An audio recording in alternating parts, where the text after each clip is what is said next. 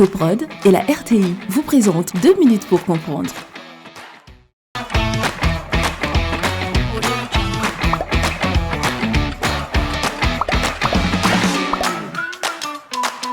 Bonjour, bienvenue dans 2 minutes pour comprendre, votre capsule quotidienne qui vous aide à comprendre comment fonctionne le monde qui nous entoure.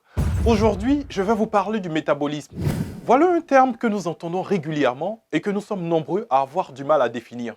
Eh bien, le métabolisme, c'est l'ensemble des réactions chimiques qui se passent dans un organisme et plus précisément dans la cellule. Le métabolisme est habituellement constitué par deux ensembles de phénomènes.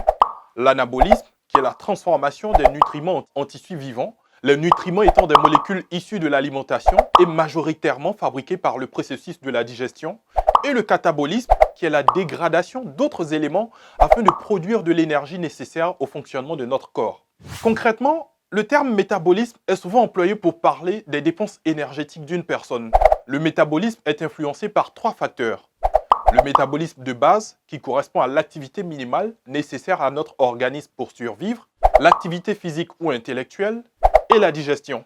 On pourra augmenter son métabolisme en agissant sur ces 3 paramètres et tout particulièrement sur les 2 derniers.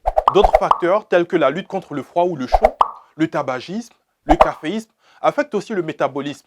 Lorsque le nombre de calories absorbées par l'alimentation est supérieur à la valeur du métabolisme, c'est-à-dire au nombre de calories dépensées, il y a stockage du surplus sous forme de graisse.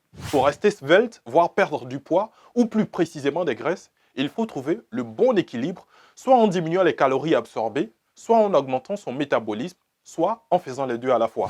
Je vous donne rendez-vous demain à la même heure pour un nouveau numéro de 2 minutes pour comprendre. Soprod et la RTI vous ont présenté 2 minutes pour comprendre.